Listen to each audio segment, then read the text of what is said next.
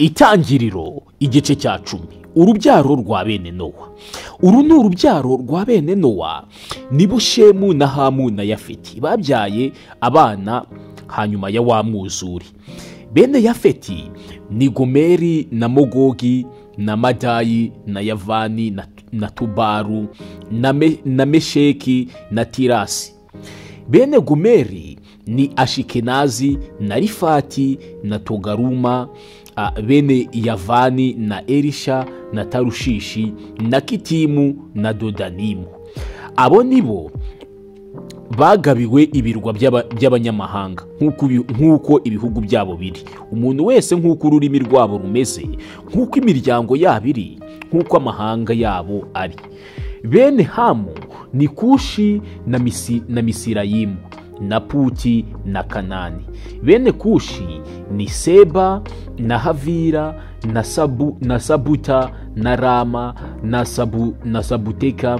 Bene Rama ni Sheba na Dedani. Kandi Kushi yabyaye Nimurodi, atangira kuba umunyamaboko mu isi. Yari umuhigi w'umunyamaboko imbere y'Uwiteka. Nicyo gituma bavuga bati nka Nimurodi wa muhigi w'umunyamaboko imbere y'Uwiteka. Igihugu yimyemo ubwa mbere ni Babeli na Ereki na Akadi ni Karune mu gihugu cy'Ishinari.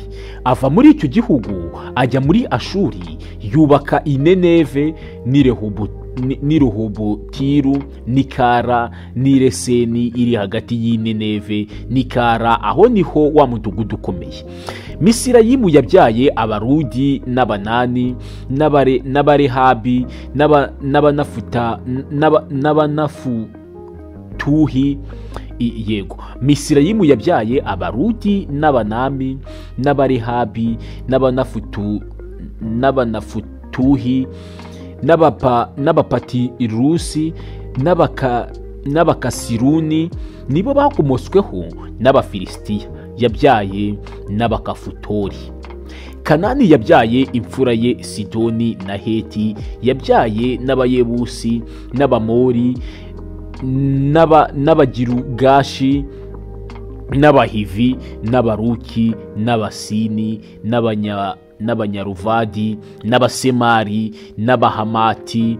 Ubwa nyuma imiryango y'Abanyakanani irakwira. Urugabano rw'Abanyakanani rwaheraga i Sidoni rukagenda rwerekeje i Gerari rukageza i Gaza, rukagenda rwerekeje i Sodomu n'i Gomora na Adima ni Seboyimu rukageza i Resha.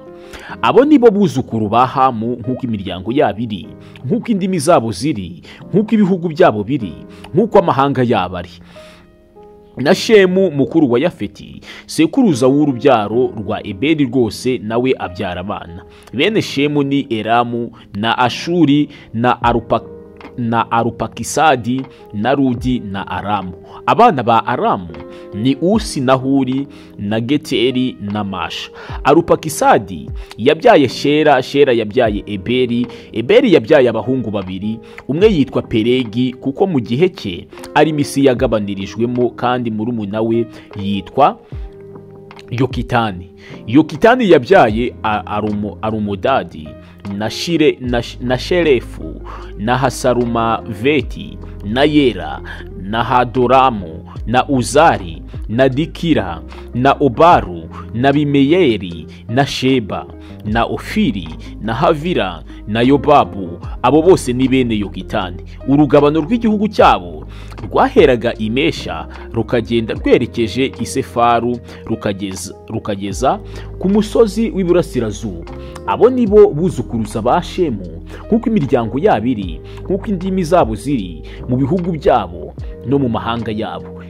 Iyo niyo miryango ya bene Nowa nk'uko yabyaranye mu mahanga yabo. Muri bo niko amahanga yose yagabanirijwe mu isi hanyuma ya wa mwuzure.